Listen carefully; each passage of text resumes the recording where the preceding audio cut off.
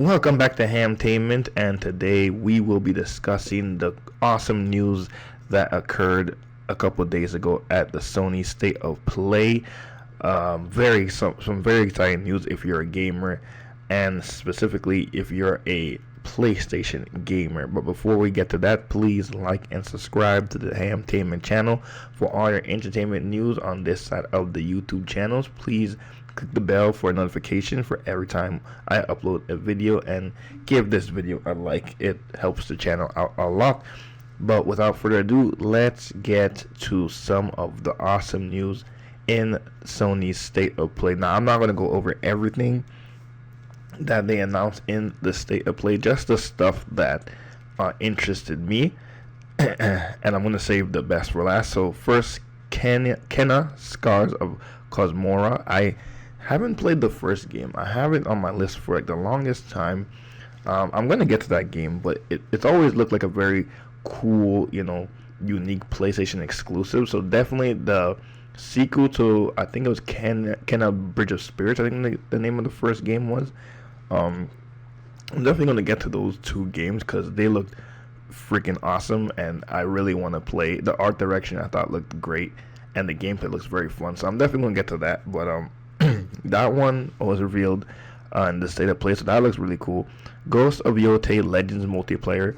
Now, if you played Ghost of Tsushima, it looks like it's going to be similar to what Ghost of Tsushima did for their multiplayer stuff. And I tried Ghost of Tsushima's multiplayer for a little bit, and I did have fun with it. Like, it's a cool little extension to the single player story that you'll get from Sucker Punch's Ghost game. So that I will definitely be jumping into that and trying that out. But if you guys know me, I'm not too much of a multiplayer person. With some games, I'm more of a single player story guy. But I love Ghost of Yotei. I thought it was one of the best games of last year, despite it being snubbed at the Game Awards. But very excited for the Legends multiplayer. Death Stranding 2 is coming to PC. Now, the first Death Stranding, I thought it was boring because it's basically like a mailman walking simulator. No real action until you get to like the last third of the game. I've watched a lot of people play Death Stranding 1 and some of 2. The story does kind of interest me. I feel like at some point when maybe I have no other games to play, I will try Death Stranding 1 and 2, but I have to be in the proper mindset to do that. But it looks amazing. So it's finally coming to PC for PC gamers, so that's cool. That's cool to hear. Then we got a little bit more footage of Pragmata, which it looks fantastic. Gameplay wise, it looks a little what's the word? Stiff maybe. The only thing that's worrying me is the hacking while you're fighting in that game. It looks like it's gonna slow it down a little too much. So I really hope there's like a mechanic that you could get or upgrade to make it faster and more seamless. But the game looks fantastic. Like Pragmata is definitely a game I'm going to keep an eye on.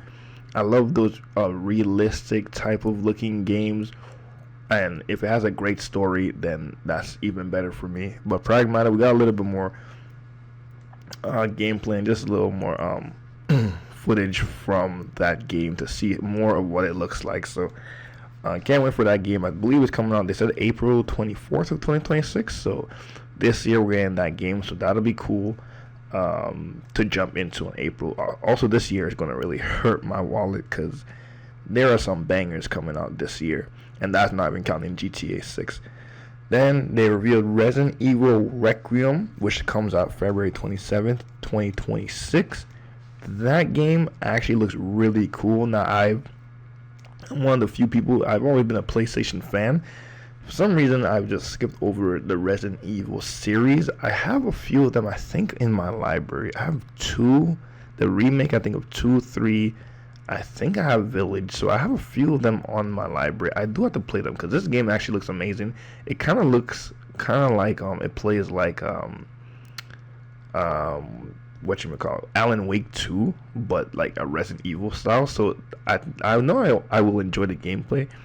The story, I don't know anything about Resident Evil, so I feel like I'll have to play the other ones to kind of understand what's going on in Resident Evil Requiem.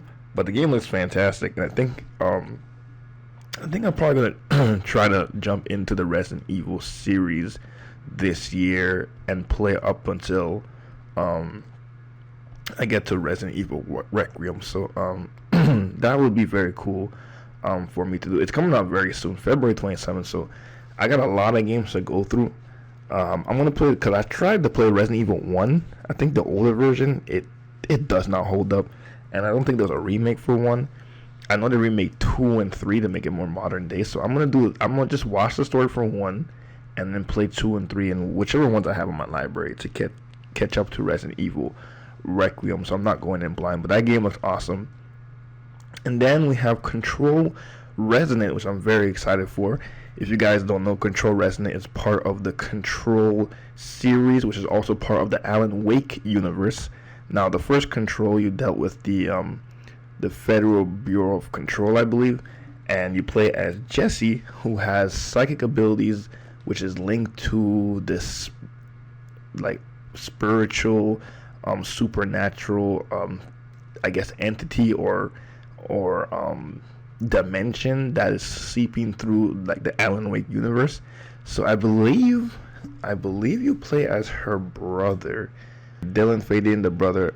Okay, yes. So you are playing as the brother of Jesse. So I was right. So yeah, that game looks awesome. I love the art direction of the whole Alan Wake universe. That kind of dark horror is that a word? Horror vibes of the world, and it's very cool that you're gonna be able to, I'm assuming, do similar things to what Jesse could do, but he's gonna be more of a facing up creatures up front with his magical tool. Like she had her magical gun, he has his magical like melee weapon. So that one is also coming out 2026. So I feel like I need a little refresher on the Control series, just to refresh my brain on what happened towards the end of that game.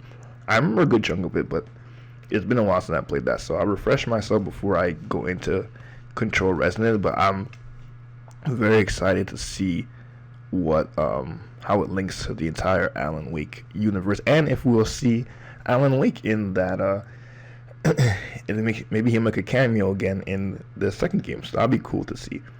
Then we have Beast of Reincarnation, which is coming out on my birthday, August 4th, 2026. That game looks very cool. Now, I don't want to be trapped in the look and the play of these games. I'm a sucker for like sword characters, Japanese like art direction and storytelling and stuff like that. It looks really cool. But I've been tricked in some games where it looks like that, but it plays like a Souls-like, and they haven't really said what kind of game this is. If it's an RPG, a Souls-like, an action-adventure game. If it's not like a Souls-like, I'll definitely pick this game up, because everything they showed of this game so far, I think is awesome.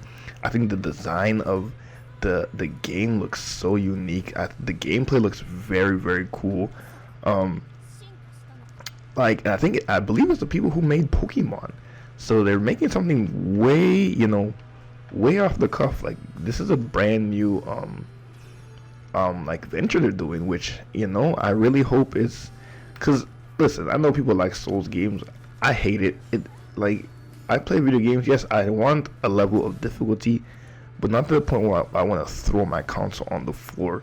So I'm really giving the vibes of a Soul-like game. Like, it looks like it's a Souls-like game, but I really hope it's not, because it looks freaking fantastic. But yeah, that's definitely something I'm gonna keep an eye on. I'll probably see more reviews and gameplay before I actually get into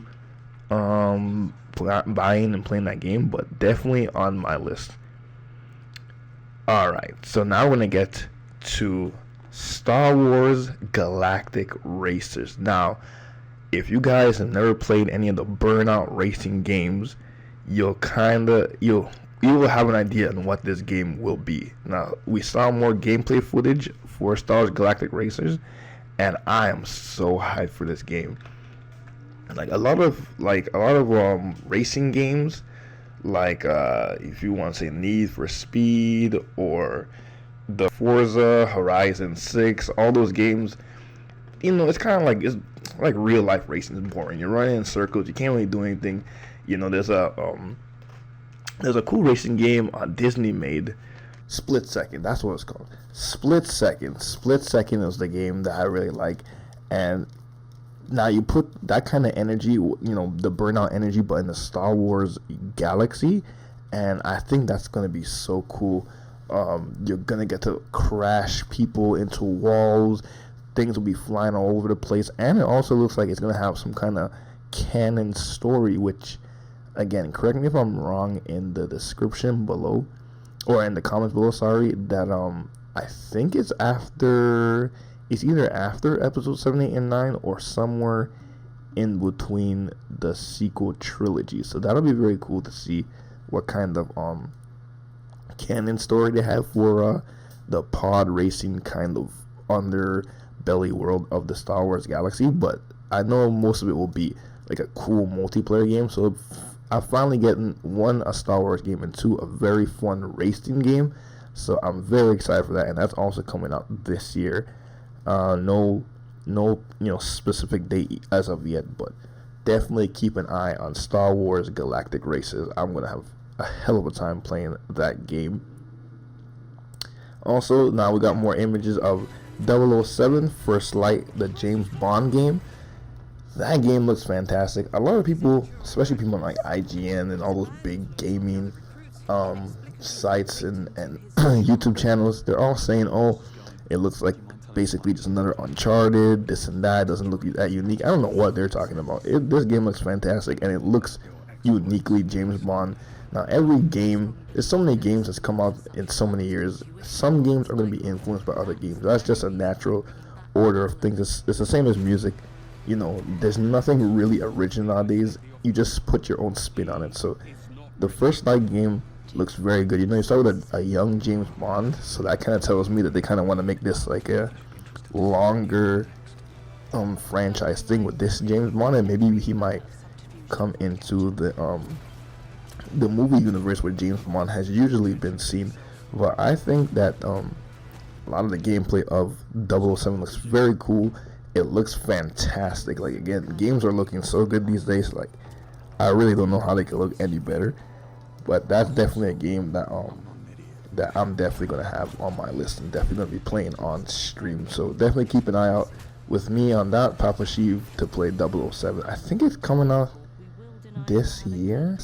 Oh, okay. I see the initial release date is May 27th, 2026. They probably changed that, but I think it's coming out this year. I just don't know exactly when. Alright, so let us go into the two biggest, in my opinion, the two biggest reveals in Sony's State of Play. And we're going to start with John freaking Wick. Now, no one saw this coming.